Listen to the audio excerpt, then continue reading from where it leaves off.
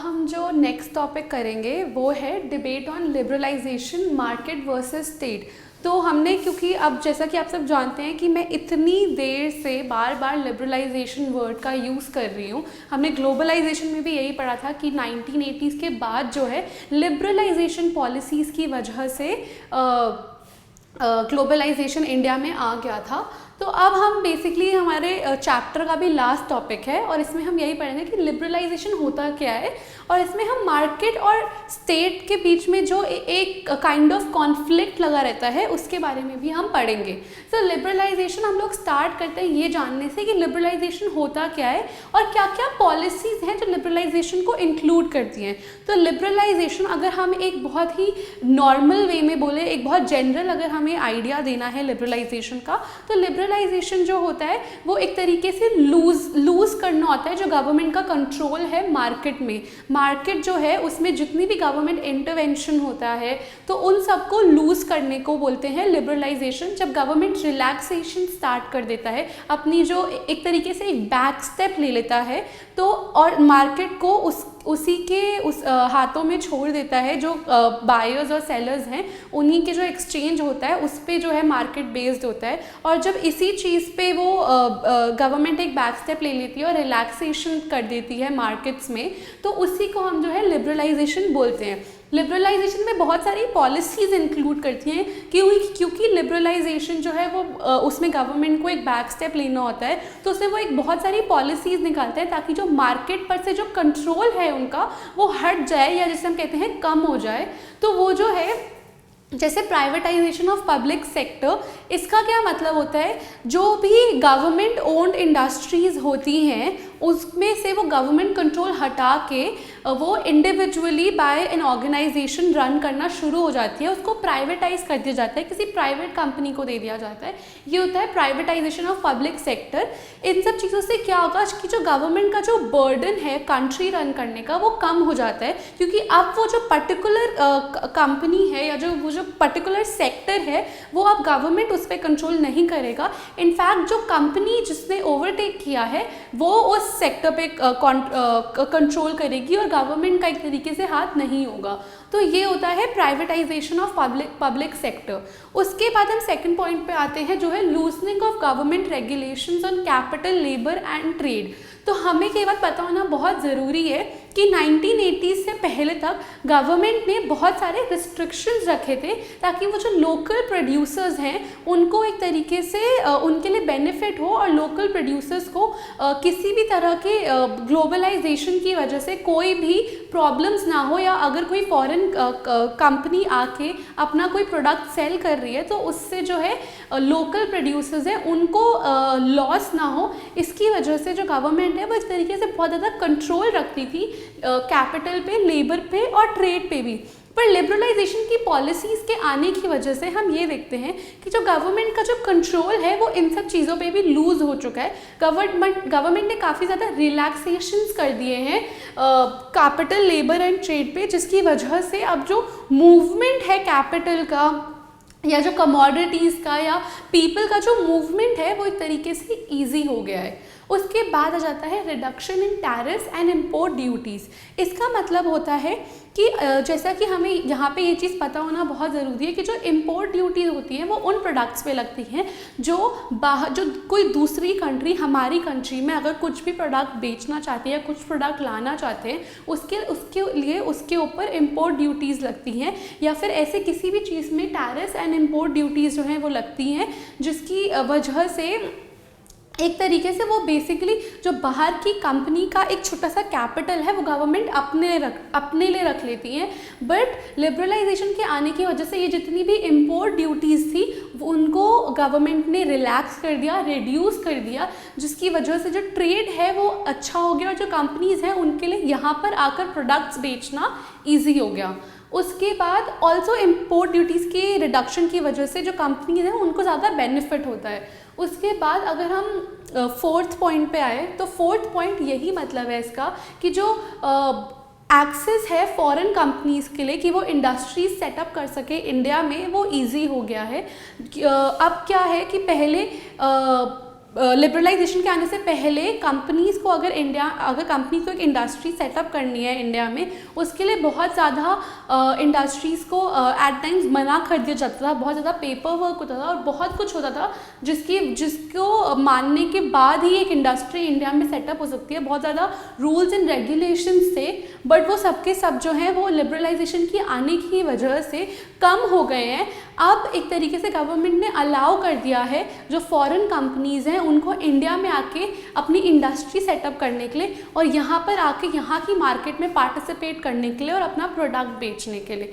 तो जो ये सब जो हमने अभी चीज़ें डिस्कस करी हैं लिबरलाइजेशन के बारे में, ये कुछ पॉलिसीज़ हैं जो लिबरलाइजेशन को एनेबल करती है इंडिया में, जिसकी वजह से हम कहते हैं कि लिबरलाइजेशन अब ढंग से इंडिया में आ चुका है। तो वो ये पॉलिसीज़ हैं और इन सब का जो रिज़ल्ट है इसी को हम कहते हैं मार्केटाइजेशन।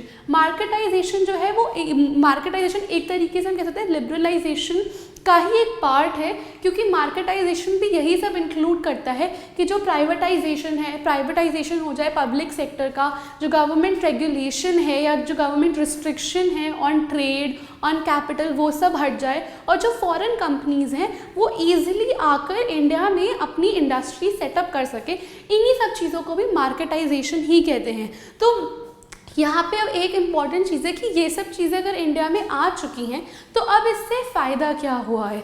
इससे बेसिकली ये फ़ायदा हुआ है कि जो इकोनॉमिक ग्रोथ है, हमारी जो नेशनल इनकम जिसे हम कहते हैं वो भी बढ़ गया है। हमारी इकोनॉमिक ग्रोथ जो है बहुत अच्छी चल रही है, स्टिम्युलेट हो गई है पहले के टाइम से ज़्यादा। अब इकोनॉमिक ग्रोथ ज़्यादा अच्छी हो गई है और उसके अलावा जो है जो फॉरेन कंपनीज़ हैं वो इंडियन मार्केट्स में आना शुरू कर दिए हैं। हम कह सकते हैं कंज्यूमर्स के पास अब एक वैरायटी ऑफ ऑप्शन है, अब उनके पास बहुत सारे ऑप्शंस हैं चूज़ करने के लिए कि उन्हें एग्जैक्टली कौन सी चीज़ चाहिए और कौन सी चीज़ उनके वांट्स को सेटिस्फाई करेगी। तो यही है, यही सब कुछ अच्छी चीज़ें हैं जो हुई हैं मार्केटाइजेशन या लिबरलाइजेशन के आने की वजह से।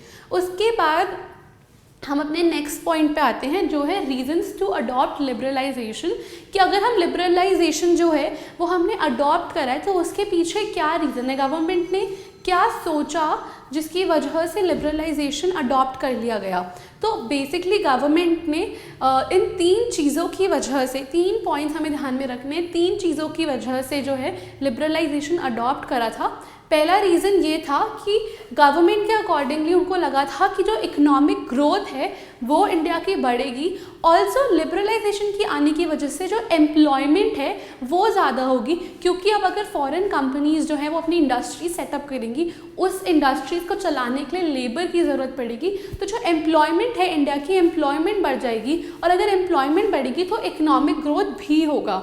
उसके बाद जो सेकंड रीज़न है जिसकी वजह से लिबरलाइजेशन को इंडिया में आने दिया गया वो ये था कि जो एफिशिएंसी है वो बढ़ेगी, जो लेबर की जो एफिशिएंसी है वो भी बढ़ेगी और साथ ही साथ जो कंट्री है वो एक तरीके से आगे बढ़ सकती है लिबरलाइजेशन के आने के बाद। उसके बाद जो थर्ड पॉइंट है वो ये है कि जो गवर्नमेंट बर्डन है इन कंपनीज़ को रन करने का, यहाँ पे जो है यहाँ पे पब्लिक सेक्टर की बात हो रही है। जैसा कि हम जानते हैं कि कुछ पब्लिक सेक्टर्स जो हैं वो अब पब्लिक सेक्टर्स ना होके प्राइवेटाइज हो चुके हैं। तो ये सब जो ये सब चीज़ें ध्यान में इसलिए रखी गई ताकि जो गवर्नमेंट है, गवर्नमेंट का जो बर्डन है इन कंपनीज़ को चलाने का वो अब नहीं रहेगा, वो अब जो प्राइवेट कंपनीज़ हैं उनके पास होगा, वो उन कंपनीज़ को रन करेंगी और इसकी वजह से जो गवर्नमेंट का एक बर्डन है वो एक तरीके से कम हो जाएगा। तो ये 3 जो है ये सबसे बेसिक रीज़न है जिसकी वजह से लिबरलाइजेशन अडॉप्ट किया गया इंडिया में और ये बात आ गई कि हाँ अब लिबरलाइजेशन आएगा और उसके साथ ही साथ क्या आया था, ग्लोबलाइजेशन। तो उसके बाद अब हम ये बात करते हैं कि लिबरलाइजेशन के आने की वजह से सबने ये एक्सपेक्ट किया था कि बहुत ज़्यादा पॉजिटिविटी आ जाएगी, बहुत सारे पॉजिटिव इम्पैक्ट होगा लिबरलाइजेशन का, ये इंडिया की इकोनॉमी के लिए जो है बहुत ही अच्छी चीज़ होगी। बट ऑन द कॉन्ट्रेरी उसका एक नेगेटिव इम्पैक्ट भी रहा है। हम कहते हैं कि जहाँ पे उनके पॉजिटिव इम्पैक्ट्स थे बट वहीं पे लिबरलाइजेशन के काफ़ी सारे नेगेटिव इम्पैक्ट भी थे। सबसे ज़्यादा जो एक सबसे बड़ा नेगेटिव इम्पैक्ट ये है कि लिबरलाइजेशन में जहाँ पे कुछ सेक्टर्स, जो इकोनॉमी के कुछ सेक्टर्स हैं उनके लिए तो बहुत ही बेनिफिशियल रहा है, बट उसके साथ साथ जो बाकी के सेक्टर्स हैं उन्होंने काफ़ी ज़्यादा लॉस सहन किया है या फिर काफ़ी ज़्यादा लॉस बेयर करा है, और वो जो सेक्टर्स हैं वो इतना ज़्यादा अच्छा इकोनॉमी में नहीं कर पा रहे हैं। यहाँ पे अगर हम एग्जांपल्स लें तो हम एग्जांपल्स ले सकते हैं इलेक्ट्रॉनिक्स का या ऑटोमोबाइल्स का। तो ये जो यूजुअली जो इलेक्ट्रॉनिक्स हैं वो बाहर की कंपनीज के बेटर हैं, क्यों? क्योंकि वहाँ की टेक्नोलॉजी ऑब्वियसली अच्छी है। ये सेम केस है ऑटोमोबाइल्स का भी। तो जहाँ पे जो लोकल प्रोड्यूसर्स हैं, जो लोकल मैन्युफैक्चरर्स हैं ऑटोमोबाइल्स या हम कहें ऑटोमोबाइल्स या इलेक्ट्रॉनिक्स के, तो यहाँ पे इंडिया में जो मैन्युफैक्चरर्स हैं उनको काफ़ी लॉस हुआ है, क्योंकि वो बाहर की जो बहुत अच्छी टेक्नोलॉजी है उससे कॉम्पीट नहीं कर पाए। जबकि ऑन द अदर हैंड जो एग्रीकल्चर है उसने एक तरीके से जो है थोड़ा बहुत बेनिफिट करा है ग्लोबलाइजेशन की वजह से। तो ये था एक सबसे बड़ा नेगेटिव इम्पैक्ट कि जहाँ पे एक जगह पे तो लिबरलाइजेशन की वजह से बहुत ज़्यादा बेनिफिट्स हो रहे हैं, बट वहीं पे दूसरी जगह पे जो लिबरलाइजेशन है वो काफ़ी ज़्यादा लॉस का कारण भी बन रही है, यू नो लॉस का रीज़न भी बन रही है बाकी सेक्टर्स ऑफ द इकोनॉमी के लिए।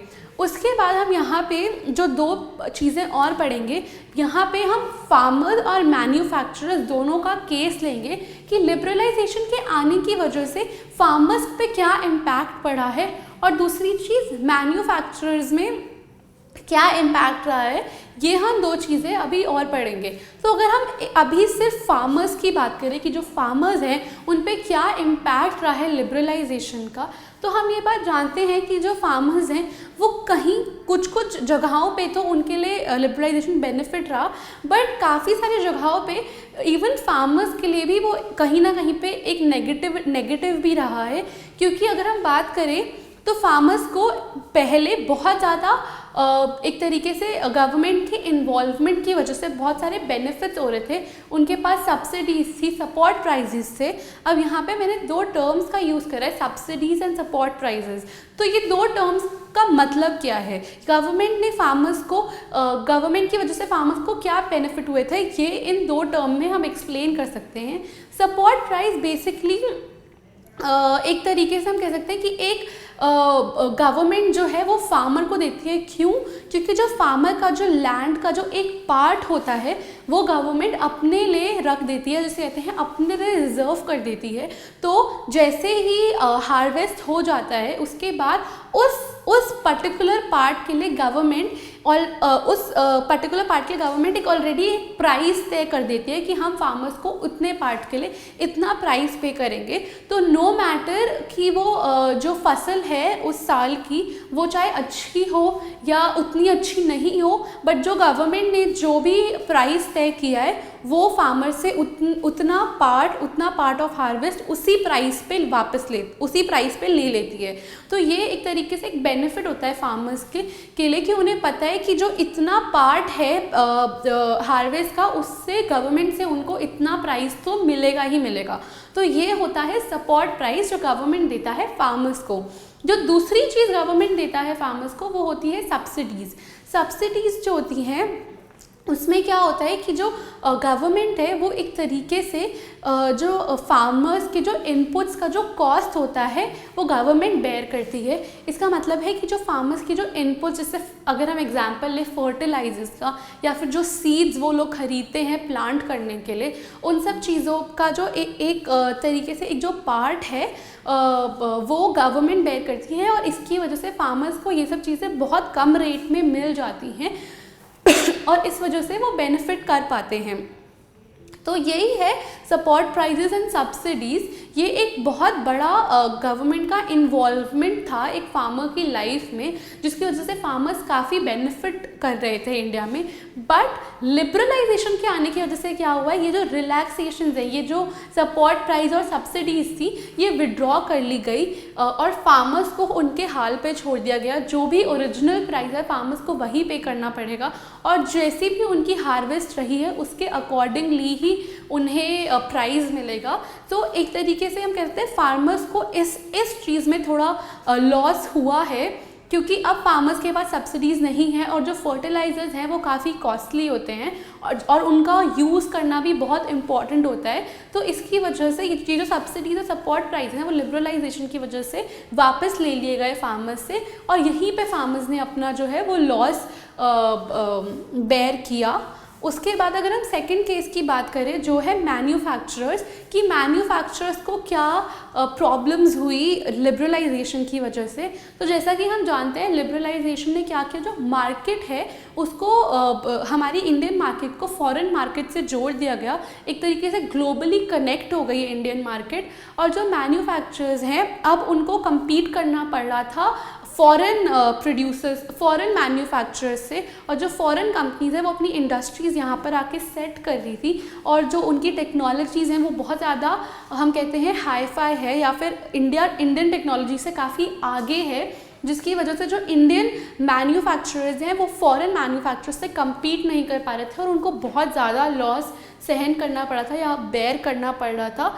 और इसी वजह से मैन्युफैक्चरर्स के लिए भी लिबरलाइजेशन जो है वो एक तरीके से इतनी ज़्यादा फ़ायदेमंद पॉलिसी नहीं रहे। बट हाँ, यहाँ पे हमें एक बात जानना बहुत ज़रूरी है कि जहाँ पे इतना सारा नेगेटिव इम्पैक्ट आया है लिबरलाइजेशन का इतने सारे सेक्टर्स में, उसके साथ साथ हम ये नहीं भूल सकते कि लिबरलाइजेशन की वजह से जो एम्प्लॉयमेंट है वो बहुत ज़्यादा बढ़ी है। अब काफ़ी सारे जो यूथ है या काफ़ी सारा जो वर्किंग क्लास है वो एम्प्लॉयड है लिबरलाइजेशन की वजह से, एंड ऑल्सो जो इकोनॉमिक ग्रोथ है वो भी लिबरलाइजेशन की वजह से ही बढ़ी है। तो जहाँ पे लिबरलाइजेशन के नेगेटिव इम्पैक्ट हैं जिनको हम नहीं अनदेखा कर सकते, बट उसके साथ ही साथ हम जानते हैं कि उसके एक पॉजिटिव इम्पैक्ट भी रहा है इकोनॉमी में। तो यही था हमारा मार्केट वर्सेस स्टेट, कि जहाँ पे मार्केट जो है वो बार बार यही कोशिश कर रही है कि स्टेट का जो है इंटरवेंशन कम हो जाए, और जो स्टेट है वो कहीं ना कहीं एक तरीके से ट्राई कर रही है कि जो इंटरवेंशन है वो एकदम इससे कम ना हो, कि लोकल प्रोड्यूसर्स एकदम कुछ ना कर पाए या लोकल प्रोड्यूसर एकदम लॉस में चले जाए। स्टेट अभी भी कुछ ना कुछ ट्राई करती है कि इस तरह की लोकल प्रोड्यूसर्स जो है उनको भी बेनिफिट हो। तो यही एक कॉन्फ्लिक्ट है मार्केट और स्टेट में। और जहाँ पे हम लिबरलाइजेशन की बात करें, लिबरलाइजेशन यही कहता है कि जो एक मार्केट है उसमें स्टेट के इंटरवेंशन की कोई ज़रूरत नहीं है, बिना स्टेट इंटरवेंशन के मार्केट ज़्यादा प्रॉस्परस होती है, ज़्यादा अच्छे से फंक्शन कर पाती है। तो ये था हमारा डिबेट ऑन लिबरलाइजेशन। अब जैसा कि हम जानते हैं कि हमने इस चैप्टर में लास्ट टॉपिक भी कवर कर लिया है, और अगर हम स्टार्टिंग से बात करें तो हमने स्टार्टिंग में सोशियोलॉजिकल पर्सपेक्टिव पढ़ा था मार्केट के बारे में, जहाँ पे हमने एडम स्मिथ की बुक के में क्या लिखा है, द वेल्थ ऑफ नेशंस में क्या है उसके बारे में पढ़ा, फ्री मार्केट के बारे में पढ़ा, और उसके साथ ही साथ हमने एक विलेज के बारे में डिस्कस किया था, एक वीकली मार्केट के बारे में डिस्कस किया था जो धोराई विलेज है छत्तीसगढ़ में। तो ये सब हमने पढ़ा मार्केट एंड इकोनॉमी में। उसके बाद हमने नेक्स्ट टॉपिक पढ़ा caste based markets and trading networks की, जो प्री कलोनियल मतलब कलोनियलिज्म आने से पहले मार्केट्स कैसे फंक्शन करती थी, और कलोनियलिज्म के आने के बाद मार्केट्स जो है वो कैसे फंक्शन हुई इंडिया में। और हम ये चीज़ जानते हैं कि जो ट्रेड है वो इंडिया में पहले से रहा है, बट उसके बावजूद पहले से फंक्शन कर रहा था और प्रॉस्परस भी था अगर हम हैंडलूम इंडस्ट्री की भी बात करें तो। बट इंडिया कॉलोनाइज्ड होने के बाद जो हैंडलूम इंडस्ट्री है वो डिस्ट्रॉय हो गई, और जो इंडिया का जो ट्रेडिंग सिस्टम था वो एक तरीके से कलोनियल रूलर की वजह से फंक्शन नहीं कर पाया। और उसके बाद हमने यही पढ़ा है कलोनियल इंडिया में कैसे जो कलोनियलिज्म है उन्होंने कैसे इंडिया की मार्केट को डिस्ट्रॉय किया, और एक मार्केट को अपने तरीके से चलाने की कोशिश करी। इनफैक्ट जो इंडिया है उसको जहाँ पे इंडिया एक एक्सपोर्टर था फिनिश्ड गुड्स का, वहीं पे इंडिया एक्सपोर्ट करने लग गया रॉ मटेरियल और इंपोर्ट करने लग गया मैन्युफैक्चर्ड गुड्स। तो इस वजह से जो कलोनियल इंडिया है उसका भी बहुत प्रॉब्लम्स फेस करने पड़े इंडियन मार्केट को कलोनियलिज्म की वजह से। और हमने उसके बाद एक ट्रेडिंग कम्युनिटी के बारे में भी पढ़ा जो थे नटू कोटाई चेटियर्स, हमने उनके बारे में पढ़ा, और वो तमिलनाडु में फंक्शन करते हैं। और हमने यही पढ़ा कि कैसे उस एक कम्युनिटी में जो ट्रेडिंग सिस्टम है वो बहुत ज़्यादा एम्बेडेड है। उसके बाद हमने नेक्स्ट पढ़ा सोशल ऑर्गेनाइजेशन ऑफ मार्केट, कि जो मार्केट है वो सोशली कैसे ऑर्गेनाइज थी। उसमें हमने न्यू मार्केट्स के बारे में पढ़ा कि जो न्यू मार्केट्स हैं वो आए, जो न्यू मर्चेंट कम्युनिटीज़ हैं वो कैसे आए। हालांकि जो मर्चेंट कम्युनिटीज़ हैं वो पहले सिर्फ यूजुअली अगर हम नॉर्थ इंडिया की बात करें तो सिर्फ बनियाज जो हैं वो ज़्यादा फेमस थे मर्चेंट कम्युनिटीज़ के नाम पे, बट उसके बाद हम देखते हैं कि काफ़ी और कम्युनिटीज़ भी आ गई, जैसे सिंधीज़ एंड बोहरास। तो ये सब की सब जो कम्युनिटीज़ हैं ये भी मार्केट में आ गई और ट्रेड करना उन्होंने शुरू कर दिया। और कैसे इन कम्युनिटीज़ ने कलोनियलिज्म की हेल्प की वजह से, कलोनियलिज्म की मदद की वजह से अपॉर्चुनिटीज़ ग्रैब करी और उसके बाद वो ट्रेडिंग नेटवर्क्स में आ गए। उसके बाद हमने colonialism and emergence of new markets के बारे में भी पढ़ा कि वही की जो न्यू मार्केट्स हैं वो कैसे फंक्शन करती हैं। और उसके बाद हमने यहाँ पे जो है बिरलास के बारे में पढ़ा। जो बिरलास एक कम्युनिटी है जो पहले ट्रेडिंग नेटवर्क्स में नहीं थी, बट कलोनियलिज्म की वजह से जो न्यू मार्केट्स आई थी उसमें बिरलास ने अपना बहुत अच्छा किया। और इवन कलोनियलिज्म के बाद भी वो उन्होंने अपने आप को एज अ मर्चेंट कम्युनिटी ही रखा और वो चेंज नहीं हुए। और उसके बाद हमने ये पढ़ा कि जो बिरलास हैं वो कैसे मनी लेंडर्स थे पहले, बट जब कलोनियलिज्म चला गया, जब ब्रिटिशर्स चले गए, उसके बाद जहाँ पे वो मनी लेंडिंग तो कंटिन्यू करते थे, बट उसके साथ ही साथ उन्होंने जो और चीज़ें भी कर ली, जिससे वो खुद अपने आप को इंडस्ट्रियलिस्ट में भी कन्वर्ट कर लिया। तो बेसिकली उन्होंने अपॉर्चुनिटीज़ का बहुत अच्छे से फ़ायदा उठाया। उसके बाद हमने कैपिटलिज्म के बारे में पढ़ा, हमने कैपिटलिज्म क्या होता है वो पढ़ा। और उसके साथ साथ हमने दो चीज़ें, जो दो टॉपिक्स और पढ़े थे वो थे कमोडिफिकेशन एंड कंजम्पशन। तो ये सब चीज़ें हमने कैपिटलिज्म में पढ़ी। उसके बाद हमने ग्लोबलाइजेशन के बारे में पढ़ा कि कैसे लिबरलाइजेशन की वजह से ग्लोबलाइजेशन आया। और फिर हमने लिबरलाइजेशन के बारे में पूरा पढ़ा, जो अभी हमारा एंड टॉपिक था, कि लिबरलाइजेशन जो है वो कैसे पॉजिटिव जहाँ पे रहा बट साथ ही साथ नेगेटिव भी रहा।